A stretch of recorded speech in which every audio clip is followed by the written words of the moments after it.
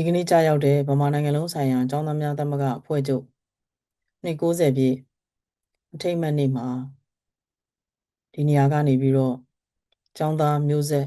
အသီးသီးကိုဥစွာဂါရဝပြုလိုပါတယ်ဗမာနိုင်ငံလုံးဆိုင်ရာကျောင်းသားများသမဂ္ဂအဖွဲ့ချုပ်ရဲ့နိုင်ငံရေးနဲ့တော်လှန်ရေးအခမ်းကဏ္ဍဟာ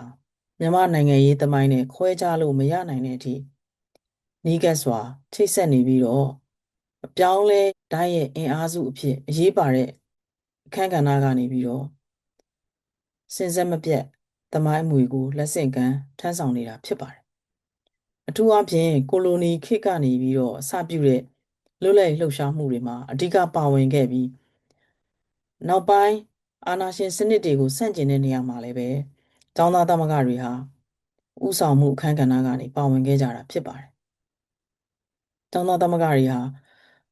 ဒီမိုကရေစီအရေးလူ့ခွင့်ရေးနဲ့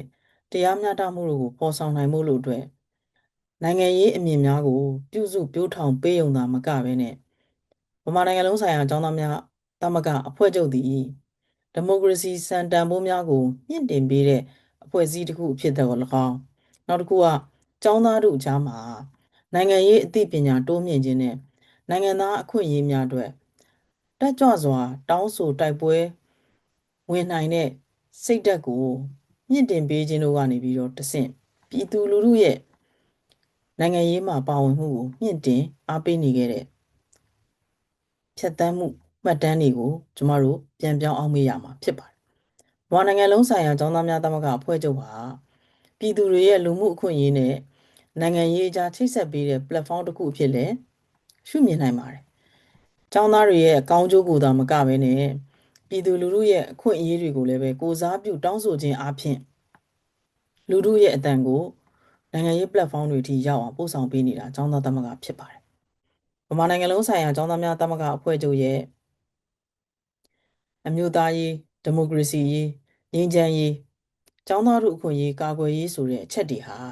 မြန်မာလူအဖွဲ့အစည်းရဲ့နိုင်ငံရေးတိုးတက်မှုတွေအခြေခံတန်ဖိုးတွေဖြစ်အလွန်အရေးကြီးတဲ့အခမ်းကဏ္ဍကနေပြီးတော့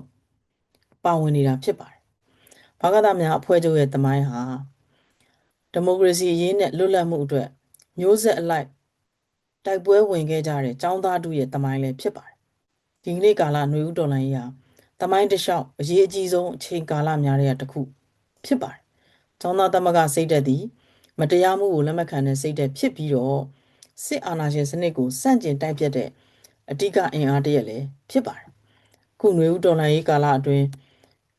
မိမိတို့ရဲ့အသက်တွေဘဝတွေအနာဂတ်တွေကိုစွန့်လွတ်ပြီးတော့တာဝန်ကျေပွန်စွာဆက်လက်တိုက်ပွဲဝင်နေကြတဲ့လူငယ်ကျောင်းသားတို့နဲ့လူထုအင်အားစုအားလုံးကိုဒီနေရာကနေပြီးတော့အထူးအလေးနက်ထားဂုဏ်ပြုလိုပါတယ်လူငယ်ကျောင်းသားတို့ရဲ့တတ္တိ